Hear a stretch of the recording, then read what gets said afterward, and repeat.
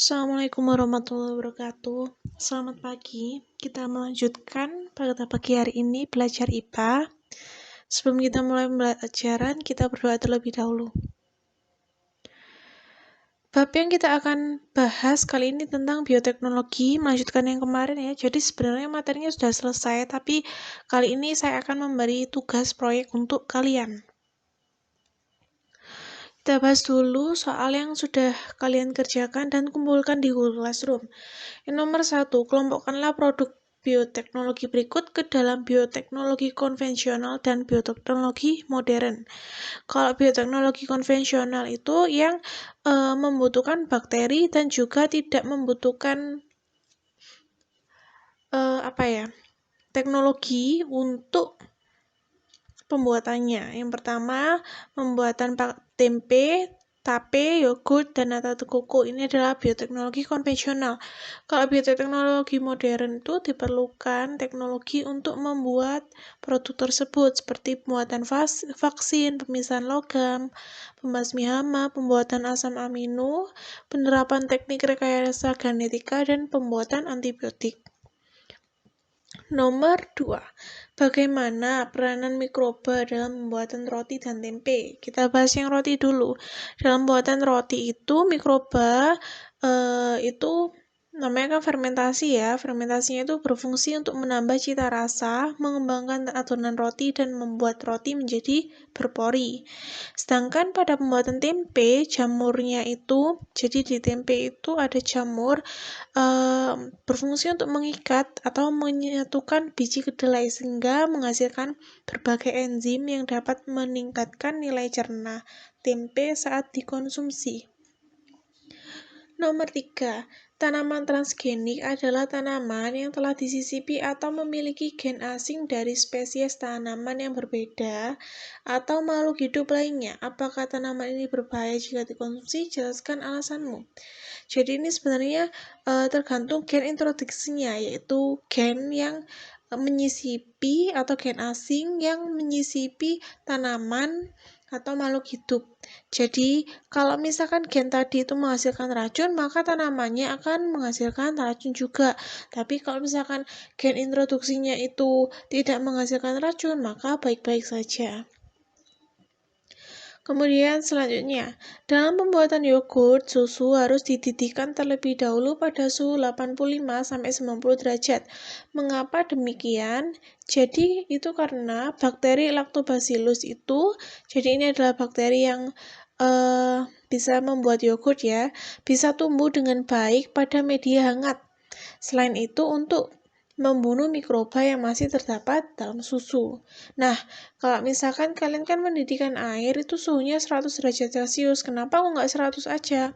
Itu karena untuk mencegah terjadinya kerusakan mutu. Jadi susu itu kalau misalkan kalian rebus hingga mendidih, itu nanti akan merusak mutu atau kandungan yang ada di dalam susu. Selanjutnya, jelaskan yang dimaksud dengan organisme transgenik. Berikan contohnya. Jadi, organisme transgenik itu adalah organisme yang telah disisipi atau memiliki gen asing dari spesies tanaman yang berbeda atau makhluk hidup lain. Contohnya, padi, jagung, kapas, kentang, tembakau, tomat, kedelai, ubi, jalar. Jadi misalkan aja nih, padinya ini disisipi oleh vitamin A dari wortel. Jadi padinya selain mengandung karbohidrat, dia akan mengandung vitamin A. Selanjutnya, seiring perkembangan ilmu pengetahuan, saat ini ilmuwan telah berhasil menemukan berbagai jenis antibiotik. Nah, apa saja antibiotik yang dihasilkan? Ini ada beberapa ya. Yang lainnya itu masih banyak. Yang pertama, Penicillium notatum. Dia menghasilkan antibiotik penicillin. Streptomyces griseus. Dia menghasilkan antibiotik streptomycin. Streptomyces faridae. Neomycin, Streptomyces aureofaciens, tetracycline, Bacillus licheniformis itu akan menghasilkan bacitracin. Jadi obat-obat yang kalian konsumsi kalau misalkan sedang sakit itu kan kadang mengandung antibiotik. Nah, antibiotik itu dihasilkan oleh mikroorganisme. Salah satu teknik rekayasa genetika yang dikembangkan adalah cloning. Teknik ini dilakukan untuk menghasilkan keturunan yang memiliki sifat identik dengan induknya. Coba kamu jelaskan bagaimana proses dilakukan. Jadi ini melibatkan ada 3 hewan atau 3 makhluk hidup ya, kalau misalkan cloning. Yang pertama, contohnya aja ini pada domba ya. Domba A itu dia ambil sel kulitnya. Domba B itu diambil sel telurnya. Nah, sel kulit domba A itu diambil inti selnya saja, dan sel telur domba B dihilangkan inti selnya. Kemudian, inti sel domba A itu disuntikkan ke dalam sel telur domba B. Nah, selanjutnya kan itu akan dia akan berkembang menjadi selayaknya embrio. Kemudian calon embrio tadi ditanamkan ke rahim domba C. Jadi domba C ini adalah domba yang dia tidak memiliki kualitas yang terlalu baik, tapi dia itu punya kandungan yang baik. Terus setelahnya akan lahir domba yang mirip dan identik dengan domba A. Kita lanjutkan, bioteknologi banyak dimanfaatkan dalam berbagai bidang, misalnya saja bidang kesehatan. Tuliskan contohnya minimal 5. Yang pertama, antibiotik, insulin, vaksin, antibodi monoklonal, dan terapi gen untuk beberapa penyakit. Selanjutnya, Golden Rice merupakan varietas padi transgenik hasil rekayasa genetika yang berhasil mengandung beta-karoten atau provitamin A pada bagian endospermanya. Bagaimana cara mengembangkan tanaman tersebut? Jadi ini yang seperti saya jelaskan tadi ya. Jadi gen pembentuk provitamin A dari wortel itu disisipkan ke tanaman padi. Jadi saat kita mengonsumsi golden rice, kita selain mendapatkan karbohidrat, tapi kita juga mendapatkan vitamin A. Selanjutnya, tuliskan 4 dampak negatif yang mungkin timbul dari bioteknologi bahan pangan.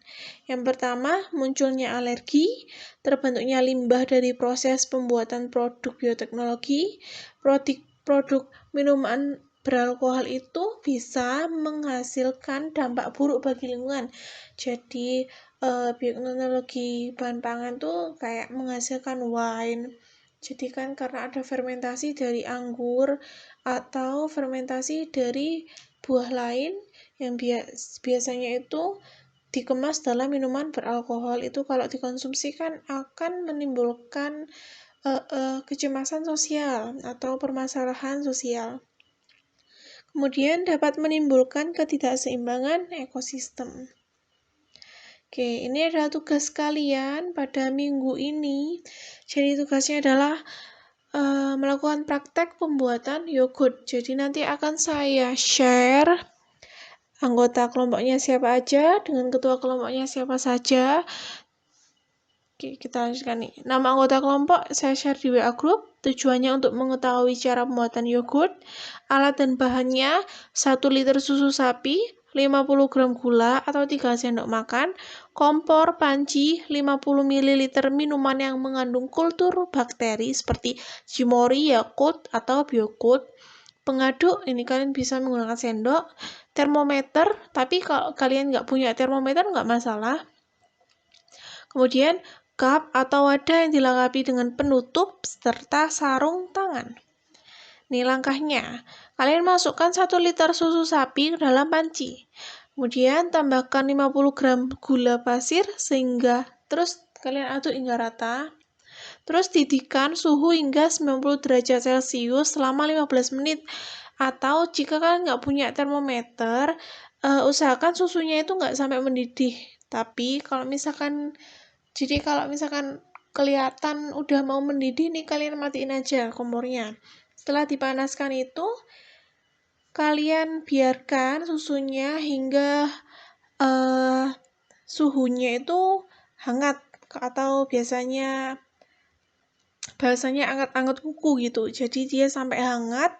Kalian perhatikan tekstur dan juga rasa susu. Jadi apakah dia sudah pas atau tidak. Kemudian tambahkan Cimory, Yakult, atau Biokult. Lalu diaduk. Setelah diaduk, kalian siapkan cup atau ada yang memiliki tutup. Kalian tuangkan susunya tersebut. Simpan susunya selama 1 kali 24 jam. Jangan lupa tadi ditutup ya wadah atau cupnya. Setelah suhunya pada suhu ruangan, jadi jangan dimasukkan kulkas tapi dibiarkan di ruangan. Setelah 1 kali 24 jam atau 1 hari, yogurtnya siap untuk dikonsumsi. Nah, tugas kalian, dari langkah kerja itu, buatlah video cara pembuatan yogurt beserta teman sekelompok kalian. Videonya dikumpulkan melalui Japri WA, yang mengumpulkan video adalah ketua kelompok. Terakhir, pengumpulan video pada tanggal 31 Januari 2021 pukul 17 atau pukul 5 sore. Bagi yang terlambat berarti akan mengurangi nilai kalian. Oke, kalau misalkan ada yang ditanyakan, silakan kalian bahas di grup WA atau di GCR. Saya akhiri, wassalamualaikum warahmatullahi wabarakatuh.